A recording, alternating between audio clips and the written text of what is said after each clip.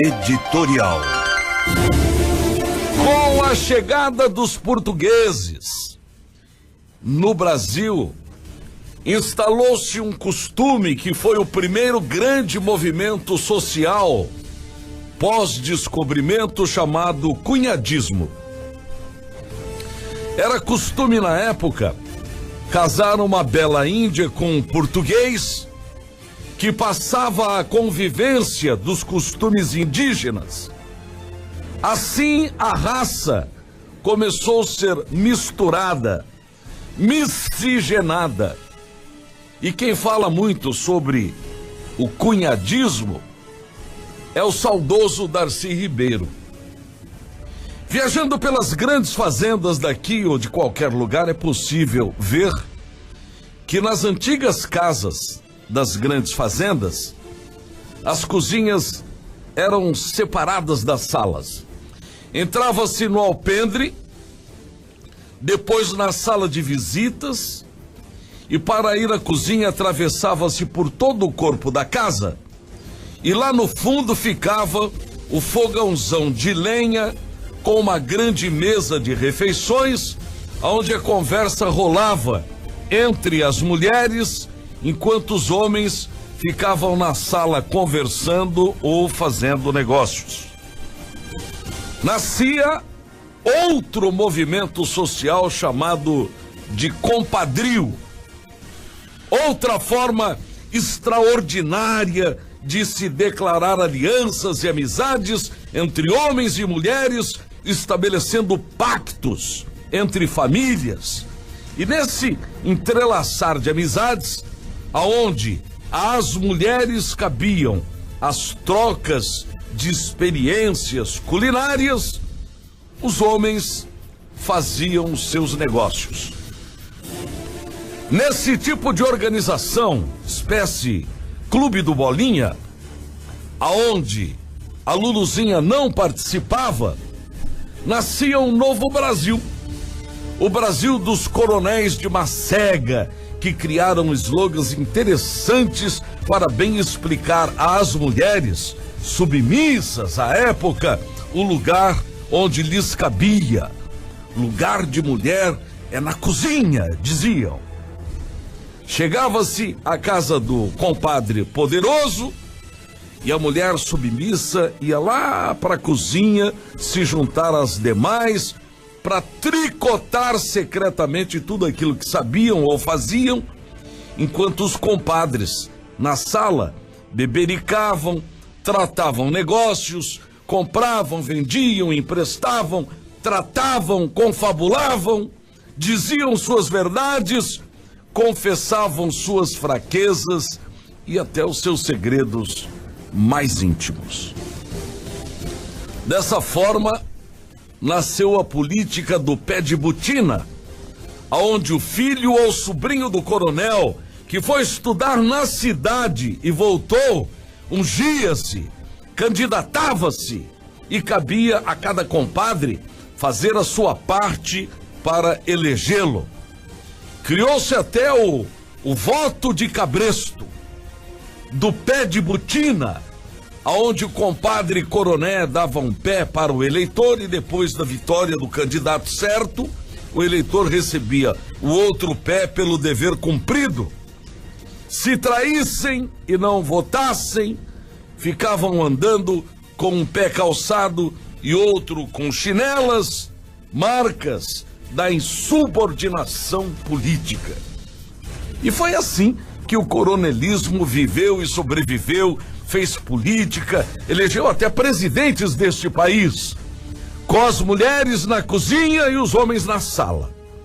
Nem a ditadura militar, que durou 24 anos, foi tão eficiente politicamente quanto foram os coronéis.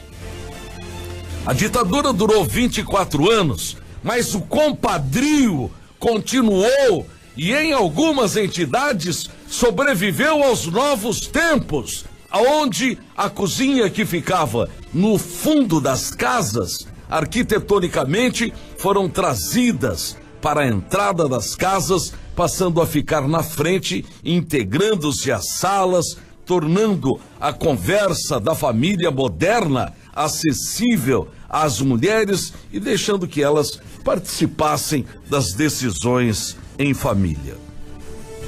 Na FamaSul, o compadrio está comemorando 40 anos. As mulheres na cozinha da entidade, os homens na sala fazendo seus negócios, entendimentos e decisões.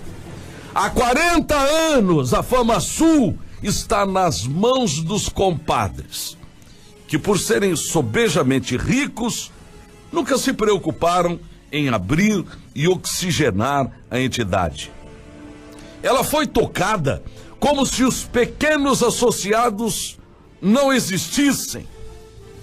Nunca a entidade se meteu numa briga para solucionar as dores ou as pendengas dos seus pequenos associados. E assim sendo, questões fundamentais como o FunRural, Fundersul, ficaram à margem da sociedade associada na entidade.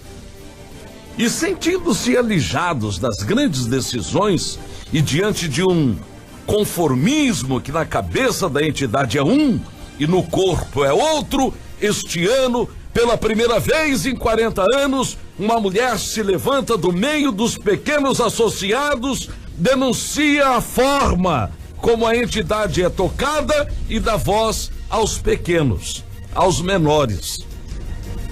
Ela grita pelos pequenos sem voz dentro da FamaSul e corajosamente se revolta e se candidata à presidência da entidade.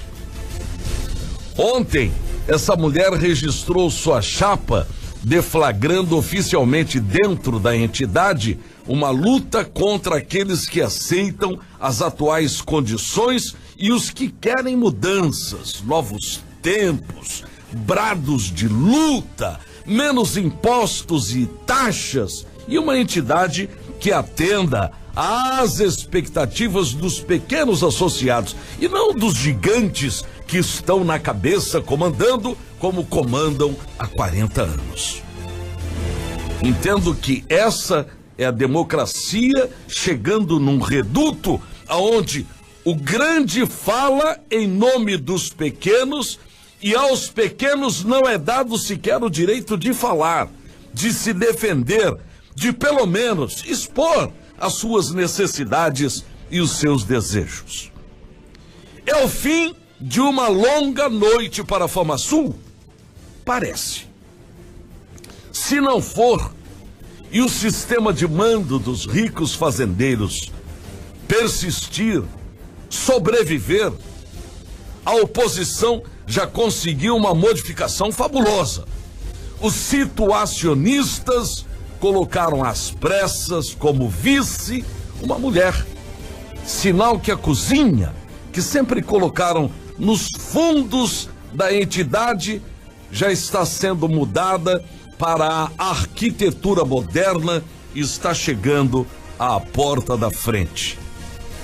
Estamos assistindo a balança de valores pesando e medindo a entidade. Os ricos lutando para permanecer onde sempre estiveram durante esses 40 anos. Os pobrezinhos associados querendo que a FamaSul cumpra o seu papel na defesa dos interesses da classe maior de associados e mais fraca na questão financeira.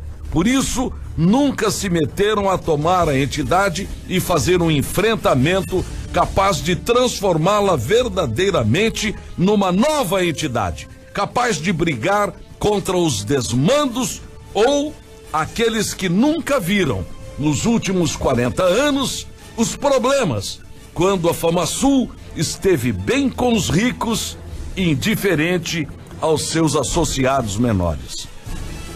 Vamos ficar aqui, de binóculos e pince-nez, assistindo essa mudança histórica e torcendo para que a entidade realmente tire a cozinha dos fundos e traga para a porta da sala, como é hoje na moderna arquitetura, e na casa de todos nós.